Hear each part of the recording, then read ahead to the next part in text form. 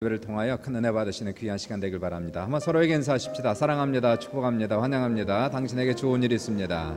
오늘도 기도의 응답은 일어납니다. 기적은 나타납니다. 하나님의 큰 은혜가 오늘도 이 시간 우리에게 넘칠 줄 믿습니다. 아멘. 다시 한번 우리 주님을 사랑하시 아멘 하시고요. 오늘도 그 은혜가 넘칠 줄 믿습니다. 오늘 말씀은요, 로마서 5장 19절 말씀 우리 한 절만 같이 합독하도록 할게요. 로마서 5장 19절 한 절 되겠습니다. 합독할까요? 시작. 한 사람이 순종하지 아니함으로 많은 사람이 죄인 된 것 같이 한 사람이 순종함으로 많은 사람이 의인이 되리라. 오늘 제목은 순종과 불순종. 따라해보세요. 순종과 불순종. 저에게는 지난 한 주간 살아가면서 하나님께서 계속 마음에 주셨던 부담으로 왔던 말씀은 순종이었습니다. 그냥 순종. 그래서 지난 한 주간 좀 진지한 한 주가 되었던 것 같아요. 물론 이제 제가 목회자니까 바쁘고 할 일이 많고 뭐 여러 가지로 행사도 많고 맡은 것도 많고 하지만 과연 제가 지금 순종하면서 잘 가고 있는 건지 그냥 루틴을 따라서 가고 있는 건지 제 자신을 돌아볼 수 있는 그러한 시간을 가졌고 지금도 계속 그러한 시간을 갖고 있어서 오늘은 제목을 순종과 불순종이라는 제목으로 한번 잡았습니다. 순종이라는 것은 믿고 구원받은 사람들의 신앙의 열매가 됩니다. 예수를 믿고 구원은 받았는데 순종하지 않으면 결코 하나님의 축복을 우리는 결코 기대할 수 없습니다. 불순종하는 사람들에게는 환난과 두려움과 고생만이 그들의 인생 속에서 기다릴 뿐입니다. 예수를 믿고 구원받은 사람들은 반드시 순종으로 우리가 받은 은혜와 구원을 완성시켜야 됩니다. 순종하는 삶을 살아가는 사람들에게만 하나님의 축복이 찾아오는 겁니다. 문제는 순종을 원하는데 순종이 잘 안 된다는 것이 문제죠. 나의 자아와 고집이 세고 세상적인 생각들이 가득 차서 순종을 하기 원하는데 순종이 어렵습니다. 그래서 신앙생활을 하면은 매일같이 순간마다 우리의 불순종을 버리고 순종하는 연습을 날마다 하지 않으면 순종이 결코 이루어질 수 없습니다. 우리가 순종이 발전하고 순종이 완성될 때에 비로소 우리는 하늘의 신령한 축복과 이 세상의 기름진 축복을 체험할 수가 있게 됩니다. 먼저 한번 불순종을 볼게요. 성경은 불순종과 순종에 대해 말씀하면서 불순종의 비참한 결과에 대해서 반복적으로 우리의 끊임없이 얘기를 하고 있습니다. 첫 번째, 아담의 불순종과 그의 비참한 결과를 한번 살펴보십시오. 아담은 이 세상에서 가장 큰 축복을 받은 인간 중에 하나였습니다. 가장 큰 축복을 받고 태어난 사람이었어요. 하나님께서 아담을 지으실 때에 그 형상과 모습을 따라서 직접 하나님의 손으로 지으신 사람이 아담이었습니다. 하나님께서 그에게 복을 주셔서 에덴 동산을 창설하시고 그리고 그를 에덴 동산에 두셨습니다. 하나님께서 이 세상에서 가장 아름다운 아내 하와를 주셨고 가장 멋있는 가정을 그에게 선물로 주셨습니다. 아담에게는 부족한 것이 아무것도 없었어요. 모든 것이 풍족했고 건강했고 평화스러웠고 아름다운 가정을 주셨습니다. 아담에게는 최고의 권세가 있었고 자유가 있었고 아담은 이 세상의 모든 것을 다 누릴 수 있는 그러한 놀라운 복을 가지고 있었습니다. 동산에 있는 모든 나무의 실과를 먹을 수 있었고 모든 것을 자유롭게 할 수 있었지만 단 한 가지, 동산 중앙에 있는 선악과만 먹지 말라는 명령을 받았습니다. 이 선악과라는 것은 인간의 자유의지 그리고 하나님의 주권을 상징하는 그러한 것입니다. 선악과만 먹지 말라. 이 명령에 순종하는 것은 참으로 쉬운 것이었어요. 모든 것을 다 할 수 있었고 다 먹을 수 있었고 단 한 가지 금지된 것, 그것은 동산 중앙에 있는 선악과만 먹지 말라. 먹는 날에는 내가 정령 죽으리라 말씀하셨어요. 근데 어느 날 마귀가 뱀을 타고 들어와서 하와를 유혹합니다. 내가 선악과를 먹어도 결코 죽지 아니할 것이라. 오히려 선악과를 먹으면 내 눈이 밝아져서 하나님처럼 될 것이다. 하와는 그날따라 선악과를 보니까 먹음직도 하고 보암직도 하고 지혜롭게 할 만큼 탐스럽기도 한지라 하나님 명령에 불순종하여 선악과를 본인이 따서 먹고 그리고 자기가 함께 있었던 아담에게도 선악과를 주어서 공범으로 만들었습니다.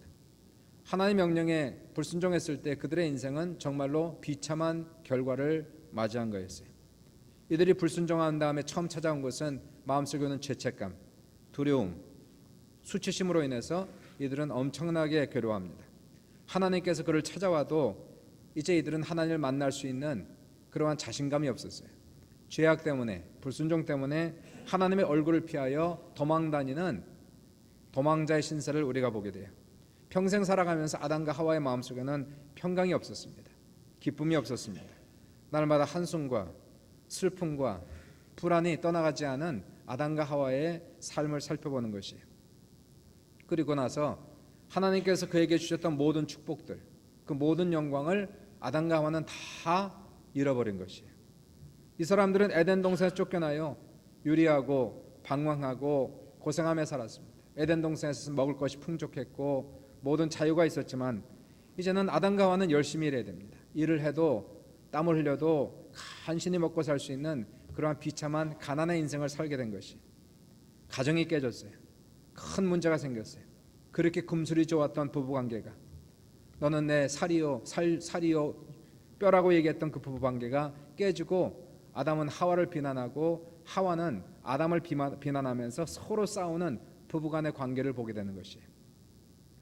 자식을 낳았는데 자식들이 서로 싸웁니다. 첫째 아들 가인은 동생 아벨을 미워하고 시기하고 결국은 들판에서 돌을 들어 그를 쳐서 죽이는, 가정에서 살인사건이라는 놀라운 비극이 아담의 가정 속에서 있었던 것이에요. 이것은 왜 그럴까요?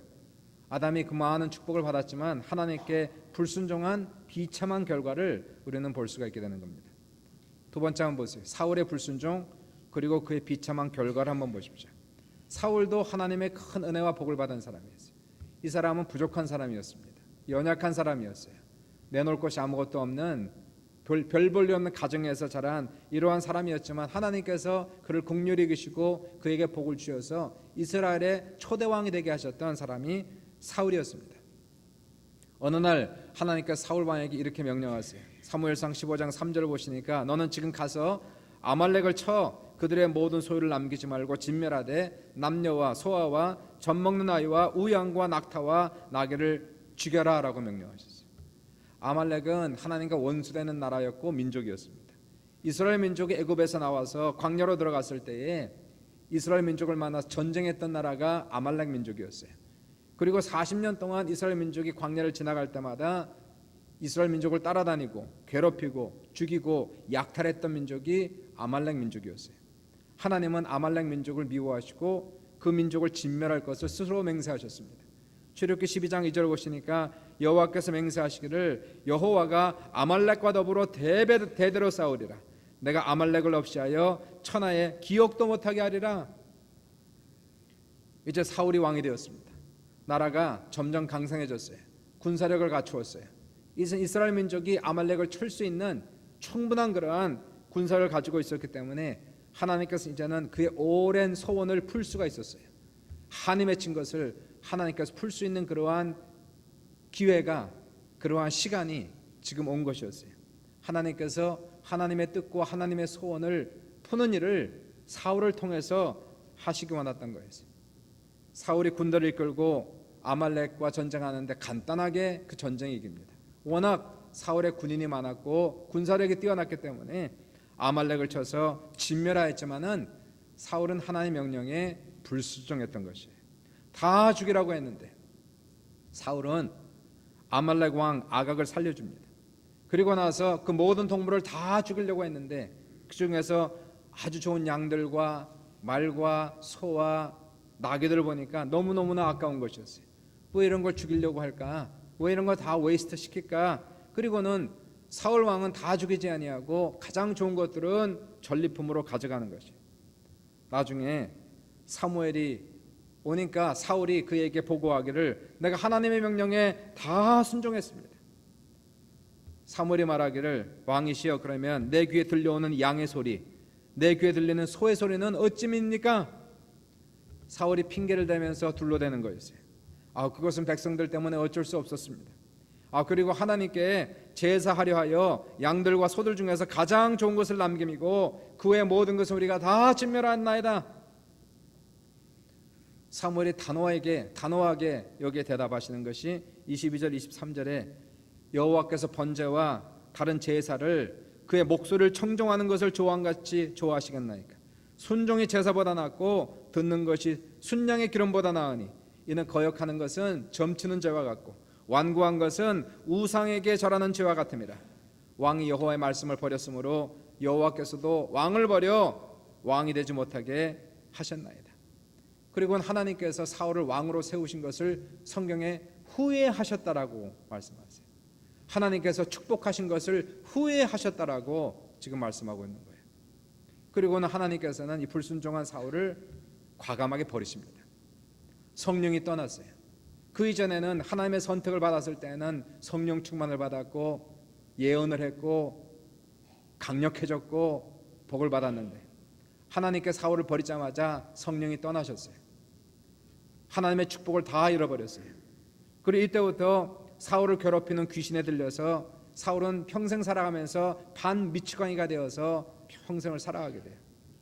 나중에 블레셋과의 전쟁에서 자기의 모든 아들들과 그리고 군사를 다 이끌고 블레셋과의 전쟁에 들어갔다가 전쟁에서 대패하고 자기도 죽고 모든 자식들이 전쟁에서 전사함으로 그의 왕권을 물려줄 수 없게 되었고, 비참하게 사울의 시대를 마감하는 것을 우리가 볼 수가 있게 되는 것이에요. 불순종하니 하나님의 축복을 다 잃어버리는 것이. 세 번째 한번 보십시오. 요나의 불순종과 그의 비참한 결과를 한번 살펴보십시오. 요나는 하나님의 선지자입니다. 요즘 말로 하면 하나님 부르신 말보다 목사가 되는 사람이에요. 하나님께서 그에게 말씀하시기를 너는 느니웨로 가서 하나님의 말씀을 전하라. 니느웨에 죄악이 가득 찼으니 회개하라. 하나님의 심판이 가까웠다라고 선포하라고 말씀하셨어요. 문제는 니느웨는 이스라엘과 원수되는 나라였어요. 아수르의 수도로서 아수르는 항상 이스라엘을 괴롭히는 나라였습니다. 요나가 생각하기를 내가 왜 원수의 나라에 가서 하나님의 복음을 전하라고 하시는가. 요나는 그래서 하나님의 명령에 순종하는 것이 아니라 하나님의 얼굴을 피하여 도망치기 시작했어요. 욥바로 내려갔습니다. 항구에서 배들이 다니는데 니느웨로 가는 배도 있었지만 그 배는 타지 않았어요. 오히려 니느웨로 가는 배가 아니라 거꾸로 가는 다시스로 가는 배를 타고 하나님 멀리 하나님 없는 곳으로 그는 도망쳤어요. 도망가는 요나를 보시고 하나님께서 바다에 풍랑을 일으키기 시작합니다. 폭풍이 일어나서 큰 물이 부딪히고 배가 흔들리기 시작했어요. 그러자 요나는 이러한 폭풍 앞에서 하나님께 돌아오는 것이 아니라 저 배 맨 밑층으로 내려가서 누워서 깊이 잠에 들어버리는 거예요. 나는 몰라요. 죽이려면 죽이세요. 하나님 보기 싫어요. 저 깊은 속에 들어가서 그냥 잠을 청하고 모르는 척하고 그렇게 있는 것이. 선원들은 이게 웬일인가, 갑자기 맑은 하늘에서 날벼락이 치는 그러한 사건 속에서 모든 물건을 다 바다에 던져서 배를 가볍게 했지만 풍랑은 점점 커지는 것이. 요나가 불순종하니까 요나 때문에 수많은 사람이 같이 고생하고 있는 거예요. 큰 물이 배에 부딪히고 배가 물에 잠길 것 같습니다. 도대체 왜 이러한 재앙이 우리에게 임했는가 알아보기 위하여 이 선원들은 제비를 뽑았어요. 배에 올라탄 모든 사람의 이름을 적고 과연 누가 죄인인가 뽑았는데 요나가 딱 뽑힌 거예요. 요나를 찾아보니 요나가 없어요. 사람을 시켜서 온통 다 뒤져서 배 맨 밑에 내려가 보니까 짐들 사이에서 숨어가지고 거기에서 그냥 잠을 자고 있는 거예요. 요나를 끌어내서 갑판으로 올려가지고 도대체 당신은 누구이며 어디서 왔으며 무슨 일을 하는 사람이기에 당신의 하나님께서 이와 같은 풍랑을 일으키는가. 그때 요나는 얘기하죠. 나는 하나님의 여호와 하나님의 선지자라. 하나님의 명령을 피하여 도망함으로 하나님께서 풍랑을 일으킨 것이라. 이제 나를 들어 바다에 던져라. 그러면 바다가 잔잔해지리라. 너희가 이 큰 폭풍을 만난 것은 나 때문인 줄 내가 아노라. 알기는 잘 알아요. 순종을 안 하는 거예요. 요나서 1장 12절에 그렇게 요나는 고백을 해요. 어떻게 사람을 물속에 던져요? 선원들이 온 힘을 다해 노를 저어 육지로 가고자 하는데 파도는 점점 더 흉흉해지고 점점 더 커지고 배가 완전히 부서질 것 같습니다. 선원들이 할 수 없이 여호와 하나님께 기도하고 용서해달라고 기도하고 요나를 물속에 풍덩 던지자마자 순간적으로 풍랑이 사라져요. 고요해지고, 그리고 나서 과연 여호와 하나님이 그러셨다는 걸 알고 선원들은 하나님을 경배해요. 요나는 어떻게 됐을까요? 불순종한 요나. 하나님께서 큰 물고기가 그 배를 따라다니게 하셨어요. 그리고 나서 요나가 던져질 때 입을 딱 벌리고 기다리고 있다가 요나가 물속에 풍덩 빠지자마자 굴떡 삼켜버렸어요. 물고기 뱃속에 들어간 요나는 물고기가 소화도 시키지 못하고 창자에 껴가지고 복통이 생겼어요. 물고기가 소화가 되지 않아가지고 온통 난리를 칩니다. 여기저기로 다니니 요나는 죽을 판이에요. 차라리 죽었으면 좋겠는데 물고기 뱃속에 들어가서 죽지도 않고 그냥 움직이니까 사람이 살 것이 아니에요. 그렇게 3일 동안 고생을 시키는 거야, 하나님께서. 물고기 뱃속에 들어가서 3일 동안 밤낮으로 고생을 하다가 결국은 요나는 물고기 뱃속에서 그제서야 하나님 앞에 불순종한 것을 회개하기 시작했어요. 하나님 용서하십시오. 하나님, 제가 주님 앞에 순종하겠습니다. 회개가 터지자 그제서야 하나님께서 물고기에 복통을 일으키게 하시고 그리고 물고기가 요나를 토해냅니다. 바닷가 백사장에 쓰러져서 누워있다가 한참 있다 정신을 차리고 일어나 보니 거기가 어디였을까요? 니느웨 근처였다는 거예요. 요나는 할 수 없이 도망가봐야 어디를 가겠어요? 하나님 멀리 도망가봐야 하나님 손바닥이죠. 할 수 없이 니느웨에 가서 하나님 말씀을 선포합니다. 회개하라, 회개하라. 심판이 가까웠다 선포했을 때 놀랍게도 하나님께서 역사하셔서 그 성에 있는 수많은 사람들, 왕으로부터 시작하여서 저 노비에 이르기까지 다 회개하고 그 성이 구원받는 놀라운 기적의 역사가 나타나는 것이. 한번 보세요. 요나는 결국은 하나님 뜻대로 된 것이었어요. 하나님 명령대로 요나는 니느웨 가서 복음을 전하게 됩니다. 가서 복음을 전하는데 둘 중에 하나예요. 쉽게 가는 방법이 있고 어렵게 가는 방법이 있는 거예요.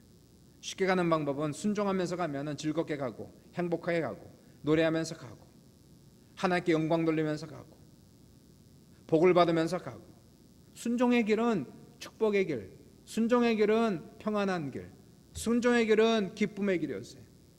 그런데 결국 요나는 하나님 말씀을 니느웨에서 전하지만 이 사람은 어렵게 간 거였어요. 죽을 고생하면서 간 거였어요. 맞으면서 간 거였어요. 불순종하면서 가는 길은 맞으면서 가는 길, 끌려가는 길, 억지로 가는 길, 힘들며 가는 길, 울며 가는 길.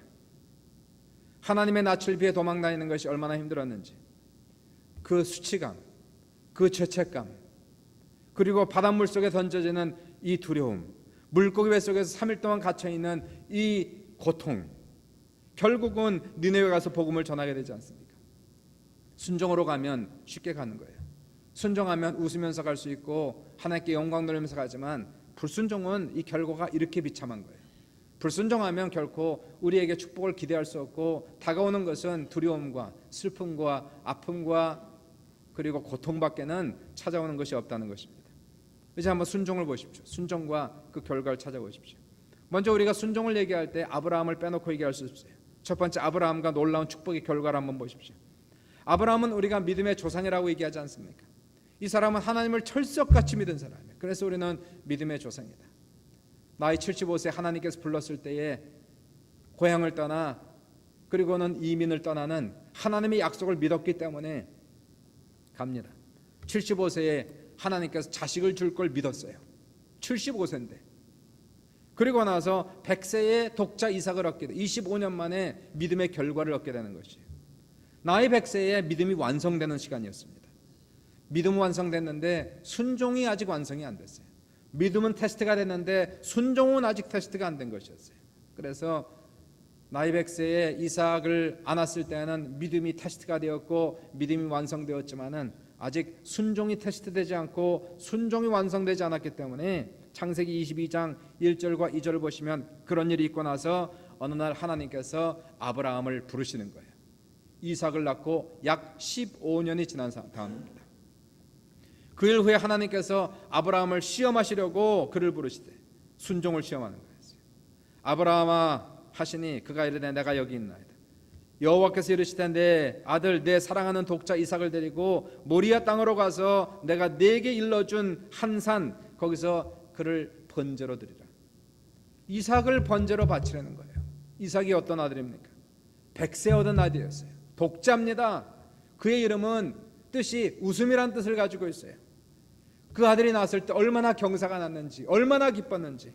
이삭 때문에 집안에 웃음이 떠날 날이 없는 거예요. 부부지간에 어려움이 있다가도 이런저런 문제 때문에 힘들더라도 이삭만 보면 웃음이 떠날 날이 없어요. 이삭 때문에.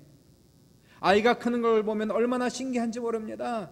이 노인인 아브라함과 사라에게 항상 기쁨을 가져온 하나님의 선물이 이삭이었어요. 이 아들을 번제로 드리라는 거예요. 번제라는 것은 그냥 죽이는 것이 아니라 동물을 잡아 태워서 제사로 드리라는 것이었어요. 먼저 목을 따서 피를 다 뽑아내고 그리고는 몸은 각을 떠서 불 위에 올려서 완전히 태워버리라는 것. 이런 청천벽력 같은 명령이 어디 있어요? 이러한 명령이 떨어질 때 아브라함은 어떻게 합니까? 아브라함은 하나님과 논쟁하지 않았어요. 요나처럼 하나님의 얼굴을 피해서 이삭을 데리고 도망치지 않았어요.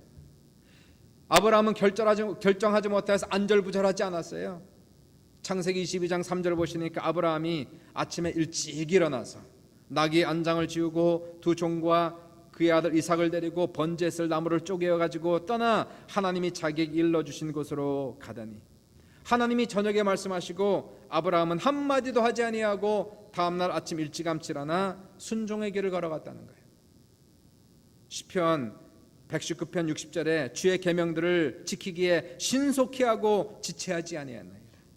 주님의 말씀을 지킬 때 신속하게 해야 된다는 거예요. 주의 말씀을, 어려운 말씀을 생각하면 자꾸 인간적으로 다른 생각이 나기 때문에 하나님 말씀 떨어지면 계산하지 말고 따지지 말고 신속하게 즉각적으로 우리가 순종할 때에 하나님의 은혜와 하나님의 기적이 넘치는 거예요. 아브라함은 번제에 쓸 나무와 불과 칼을 들고 3일 길을 걸어갑니다. 모리아산까지. 찰스 스펄전 목사님께서 여기에 대해서 이렇게 해석하셨어요. 아브라함이 번제에 쓸 나무를 패고 있을 때에 아브라함은 나무를 쪼갠 것이 아니라 자기의 심장을 쪼개고 있었다. 아브라함이 아들과 함께 헤브론 광야길을 걸어갈 때에 그 길은 적막했다. 그러나 사랑하는 아들을 죽여야 하는 아비의 마음보다 적막하지는 않았을 것이다. 3일길을 걸어갈 때 무슨 생각을 했을까요? 얼마나 그 마음이 힘들었을까요? 순종이라는 것이 이렇게 힘든 줄 아브라함은 그때 처음 알았어요. 사랑하는 독자 이삭을 이제 자기 손으로 죽여야 되는 거예요. 3일길을 걸어가는 동안에 아브라함의 마음은 이미 죽은 거예요. 순종은 내가 죽지 않으면 이루어지지 않는 겁니다. 사랑하는 자기 자식을 죽이려면 먼저 내가 쪼개지고 내가 깨어지고 내가 죽지 않고선 결코 순종이 이루어지지 않는 거예요. 나 자신을 십자가에 못 박는 시간을 지나가는 시간이 3일길을 걸어가는 시간이었어요. 이때 다른 생각하고 다른 길로 빠질 수 있는 시간들이었어요. 그러나 아브라함은 이러한 유혹, 이러한 시험을 끝까지 이기고 순종의 길을 걸어가는 3일길이었다는 거예요.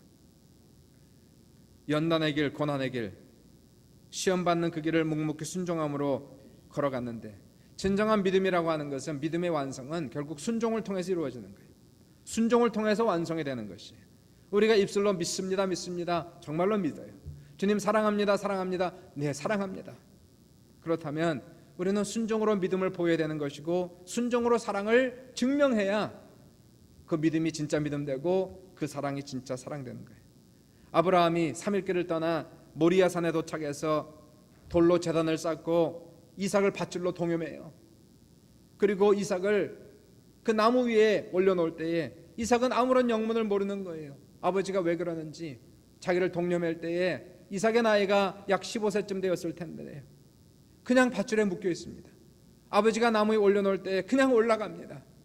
영문도 모르고 그 아버지의 그 아들이요. 아브라함이 칼을 들어 그를 내리치려고 할 때에 이삭은 눈을 감았어요. 무슨 일인지 모르지만 아버지를 믿었어요. 아버지의 사랑을, 그 아버지의 믿음을 이삭은 그냥 믿어드렸어요. 아브라함은 하나님을 믿었어요. 무슨 이유인지 모르지만 하나님께서 명령하실 때 내가 알지 못하는 하나님의 뜻이 있음을 그는 믿었어요.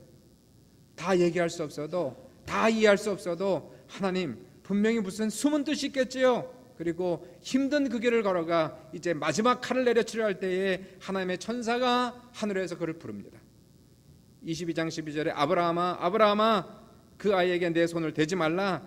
그에게 아무 일도 하지 말라. 내가 내 아들 내 독자까지도 내게 아끼지 아니하였으니 내가 이제야 내가 하나님을 경외하는 줄을 내가 아노라 라고 하고 있어요. 증명을 해야 되는 거예요. 하나님 앞에도. 우리의 믿음을 증명하기까지는 우리의 믿음은 진짜 믿음이 아닌 거예요. 우리의 순종을 증명하기까지는 진짜 순종이 아니라는 것이. 정말 마지막 그 어려운 시간을 지나가고 수없는 그러한 뇌리를 지나가고 고난을 지나가면서 순종의 길을 걸어갔을 때 내가 이제야 네가 하나님을 믿는 줄 알겠다. 내가 이제야 하나님을 경외하는 줄을 내가 알겠다라고 얘기하시고, 그리고는 하나님께서 놀랍게도 놀라운 기적을 베푸세요. 아브라함 눈을 들어보니까 순양의 뿔이 나무에 걸려 있는 거예요. 아브라함이 순양을 잡고 이삭 대신에 번제로 바쳐 그 장소의 이름을 여호와 이레, 공급하신 하나님, 예비하신 하나님, 준비하신 하나님. 순종하면 주님은 다 준비해 놓고 예배해 놓고 하나님의 축복을 다 준비해 놓고 예배해 놓고 순종을 테스트해 보는 거예요. 우리가 인간적으로 계산하고 하나님 앞에 불순종하면 하나님이 예비하신 축복을 우리는 받지 못하는 거예요. 하나님이 공급하신 하나님의 축복을 전혀 우리는 누리지 못하는 거예요. 하나님께서 우리의 순종을 테스트해보고 우리가 그 순종의 길을 끝까지 걸어가면 놀랍게도 하나님께서 예비하신 축복이 거기에 있다는 거예요. 바로 그 자리에 넘치는 겁니다. 창세기 24장 1절에 이 사건은 22장 그리고 24장 1절에 읽어보면 하나님의 축복이 이렇게 나갑니다. 아브라함이 나이가 많아 늙었고 여호와께서 그에게 범사에 복을 주셨더라. 순종이 완성되니 형통한 거예요. 문제가 없는 거예요. 이제는 모든 시험 다 끝난 거예요. 광야의 생활 다 마친 거예요. 하나님께서 그의 범사에 건강에 장수에 자녀에 재정에 아무런 문제 없이 아브라함은 평생 하나님의 축복을 누리며 그리고 하나님 품으로 돌아가는 모습을 우리가 보게 돼요. 그리고 아브라함 한 사람 때문에 그 집에 있는 모든 사람이 다 복을 받고 이삭이 복을 받고 그 집에 있는 모든 종들이 복을 받고 아브라함의 축복이 이삭에게 내려가다니 이삭도 순종의 사람. 이삭은 그래서 심으면 항상 100배가 나왔어요. 땅을 파면 무조건 물이 나왔어요. 그 당시에 땅을 파고 우물이 나온다는 것은 금광을 캔 것과 똑같았습니다. 땅을 파면 물이 나왔고 심으면 100배가 나왔고 엄청난 거부가 되고 그 지역에 유지가 되는 이러한 모습을 보면서 하나님은 축복을 예배해놓고 우리의 순종을 테스트해보고 있다는 것을 우리는 반드시 기억하셔야 됩니다. 마지막 두 번째로 우리가 순종을 볼 때 예수님의 순종과 그 엄청난 축복을 우리는 보셔야 됩니다. 예수님은 하나님의 아들이세요. 그분은 본질적으로 하나님이시고 시작도 없고 끝도 없고 영원하시고 전지전능하시고 창조주 하나님이신데, 그러나 예수님은 하나님의 아들로서 아버지 하나님 앞에 절대적으로 순종하신 분이었어요. 절대적인 순종을 드렸어요. 하나님 아버지의 뜻을 따라 아들 예수 그리스도는 하늘 보좌 버리시고 이 땅에 육신의 몸을 입고 이 세상으로 내려오셨어요. 전등하신 하나님, 천지를 말씀으로 지으신 하나님께서 아무것도 할 수 없는 어린아이가 되어서 이제는 그의 생명이 부모의 손에 맡겨져서 길러지는 이러한 수모를 겪게 되고 있습니다. 평생 살아가면서 가난한 사람으로 무명한 사람으로 자라고 그러면서도 평생 예수 그리스도는 아버지의 계명을 어긴 적이 없어요. 단 한 번도 하나님의 명령을, 하나님의 뜻을 어겨본 적이 없어요. 아무리 힘들고 아무리 어렵고 아무리 괴로워도 단 한 번도 하나님 아버지를 원망한 적이 없어요. 히브리서 5장 7절부터 9절에 그는 육체에 계실 때에 자기를 죽음에서 능히 구원하실 이에게 심한 통곡과 눈물로 간구와 소원을 올렸고 그의 경건하심으로 말미암아 들으심을 얻었느니라. 그가 아들이시면서도 받으신 고난으로 순종함을 배워서 온전하게 되셨은즉 자기에게 순종하는 모든 자에게 영원한 구원의 근원이 되셨다라고 기록하고 있어요. 그분은 순종함으로, 아버지의 뜻에 순종함으로 세상에 오셨고 십자가로 말미암아 순종을 완성시키셨다는 것이에요. 오늘 본문에 보시니까 5장 19절에 로마서 한 사람이 순종하지 아니함으로 많은 사람이 죄인 된 것 같이 아담 한 사람으로 말미암아 수많은 사람이 고생하는 거예요. 아담 때문에 가정이 망가지고 후손들이 다 죄인 되고 세상에 죄가 들어오고 저주가 들어오고 사망이 들어오고 오늘날 이 엄청난 죄악의 세상들 다 아담 한 사람의 죄악 때문에 우리가 이러한 고생을 하고 있다는 거예요. 그러나 오늘 본문 보시니까 한 사람이 순종함으로 말미암아 많은 사람이 의인되리라.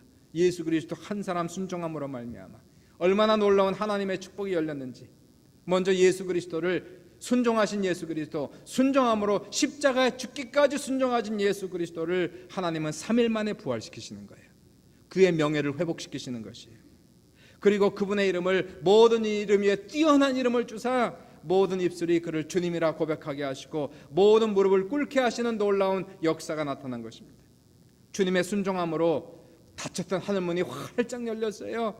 하나님 아버지께서 하늘로부터 당신의 평강과 기쁨과 은혜를 폭포수처럼 쏟아부어 주신 놀라운 역사가 나타나고, 이제는 누구든지 예수를 믿고 순종하는 모든 사람들에게 구원과 축복을 주시며, 우리도 예수 믿고 순종의 길을 따라하면 나만 복을 받는 것이 아니라 나를 통하여서, 우리를 통하여서 가정도 교회도 사회도 복을 받고 영생을 누리는 역사가 나타나는 겁니다.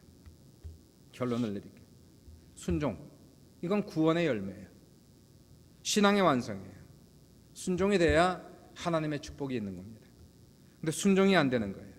어려운 거예요. 우리가 기쁘게 순종할 때가 있는가 하면 힘들어서 눈물을 흘리면서 순종할 때가 있어야 됩니다. 아브라함처럼 나무를 쪼개듯 나의 마음이 쪼개져야, 십자가에 나를 못 박아야 순종이 되는 것이에요.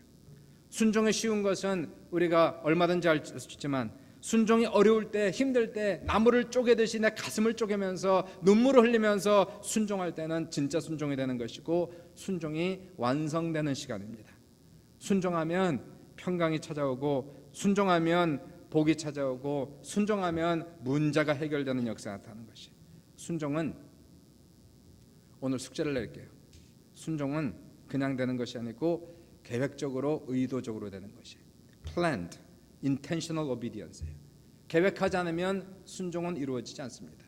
의도하지 않으면 순종은 결코 이루어지지 않습니다. 우리가 이번 한 주간 살아가면서 한번 연습을 해보세요.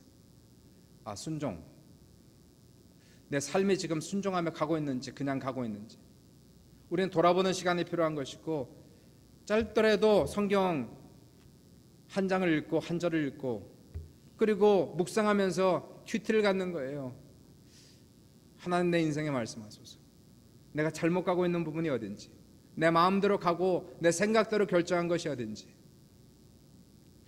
하나님의 뜻이 무엇인지, 하나님의 음성을 구할 때 하나님께서 우리에게 말씀을 주시는 것이. 주님이 말씀하실 때 우리는 그 말씀에 순종을 해야, 말씀은 듣고 믿고 순종할 때 비로소 우리 영혼의 양식이 되는 것이. 순종한 말씀만 내 말씀이 되는 것이고, 순종한 말씀만 영혼의 양식이 되는 것이고, 말씀에 순종하면 기적의 역사가 나타나고 좋은 일이 생기고 한 주간도 승리한 놀라운 역사가 나타날 줄 믿습니다. 우리의 삶 속에서 오직 오늘도 우리를 사랑하시고 우리에게 은혜 주시고 풍성한 삶을 주시고자 다 예비해 놓으시고 우리를 부르시는 그 하나님 앞에 두 가지 방법이 있어요. 순종하며 가는 길이 있고 불순종하며 가는 길이 있습니다. 결국 만약에 우리가 천국까지 가는 길이 우리의 목표라면, 천국까지 우리가 쉽게 가는 길이 있고 어렵게 가는 길이 있다는 거예요. 사랑하는 여러분, 이 세상을 살아가면서 복을 받고 살아야지. 하나의 평강 가운데, 기쁨 가운데 충만하게 가야지. 이왕지사 다홍치 말하고 우리가 살아갈 때 하나님의 영혼이 잘된 같이 범사가 잘 되고 강간한 복을 받고 살려면은 하나님 잘 믿어야 돼요. 그리고 순종해야 됩니다. 하나님 말씀에 무슨 말씀이든지 토달지 아니하고 하나님 순종하겠습니다라고 우리가 때로는 쉽게, 때로는 힘들게 우리가 순종하면서 나아갈 때에 하나님의 놀라운 기적의 역사가 우리의 삶의 가정에 넘칠 수 있기를 주님의 이름으로 축원합니다. 이 시간 우리 같이 기도합시다.